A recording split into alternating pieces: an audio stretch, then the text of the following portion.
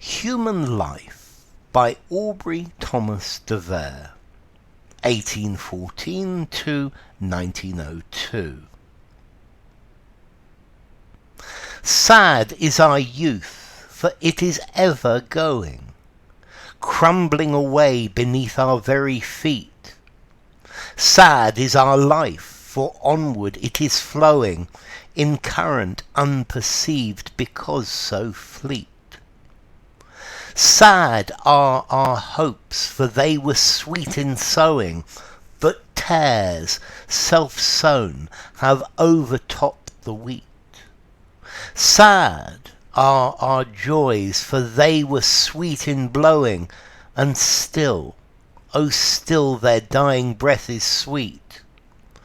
And sweet is youth, although it have bereft us, and of that which made our childhood sweeter still.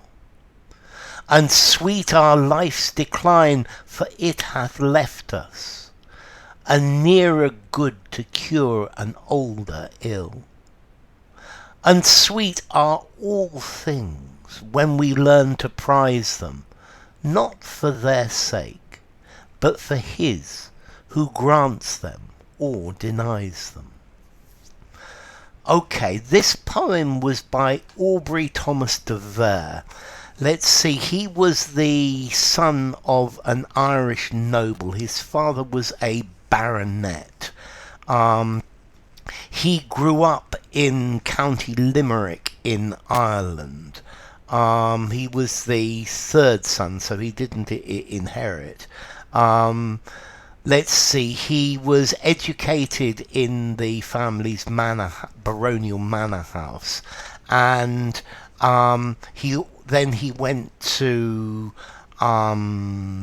Trinity College, Dublin. He admired Wordsworth and Coleridge and Lord Byron. He was a very religious person, and religion is normally part of the base of most of his poems. So what's this one about? This one's about human life. This is about how to live your life. This is saying that things are transient. We are always moving forward. Nothing stays the same. Everything is always decaying from its first moment of existence. So sad is our youth, for it is ever going. So youth it's a sadness, because youth is always disappearing. Yeah, it's always something that is running away from us, crumbling away beneath our very feet.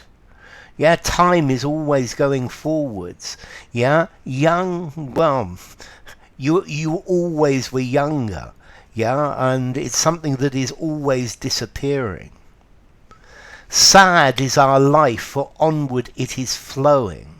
So our lives are sad because they're always going forward, they're always changing, they're always going forward towards the end, towards death, towards the finish. In current, unperceived because so fleet. So fleet means rapidly. Yeah, so we don't actually notice the current of life flowing. We don't notice life flowing forward. It's unperceived because life moves forward so quickly, but we don't actually notice it. Sad are our hopes, for they were sweet in sowing. So having hope about something is very sweet.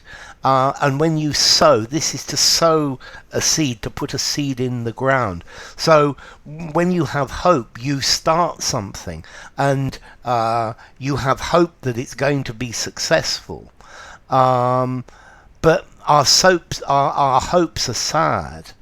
They were really sweet when we first had this hope for the future. But tares are a type of weed, self-sown, have overtopped the wheat. But weeds and other things and things that get in our way have grown higher than the wheat. The wheat is the wheat of our hopes that we have sown. Yeah. So hope is like sowing a seed, sowing the seed of hope. Yeah. But weeds grow within the wheat of hope. Sad are our joys, for they were sweet in blowing. So joy is sad as well. It was sweet when it happened, but there's this sadness because all of our joys are going to end. Nothing lasts forever. Yeah, our joys are not eternal. And still, oh still, their dying breath is sweet. So yes, they are sweet. And even our joys are sweet and lovely, even until their last moment. But this is sad, because they are going to die. They are transient. Our joys are transient. Everything is transient. And sweet is youth, although it have bereft us of that which made our childhood sweeter still. So being young is really sweet, it's lovely, but it has bereft us, it has left us without, it has left us alone, or without, bereft of, not having the things that made our childhood sweeter still. So youth is sweet, but the problem with youth is we get old, we get older, and the things that make childhood sweet, this innocence, this innocent way of looking at the world, is something that we lose in time. This is something that goes. And as youth disappears, then so does this innocence and innocent way of looking at the world, which is what made childhood sweet in the first place. And sweet our life's decline, for it hath left us a nearer good to cure an older ill. And the decline of our life is sweet, because it's left us a nearer good to cure an older ill. Now I think it's interesting that he uses a capital G and a capital I for these. And I think a nearer good is talking about God. Yeah, and the ill is talking about the devil. So as we get older, we get nearer God, because when we die, we will go to God, and this going to God will keep us away from all of the ills and the bad things of Satan.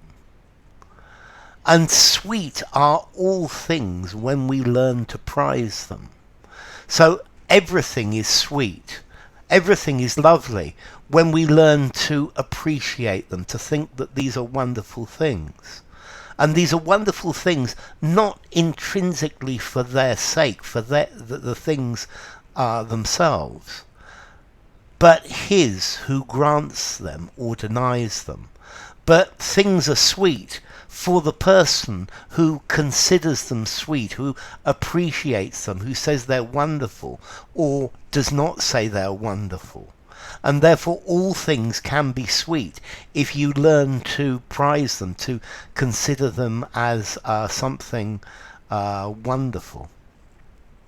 So, enough. If you enjoyed the video, give it a rating, subscribe to my channel, and I will see you soon. Bye for now. Human Life by Aubrey Thomas de Vere.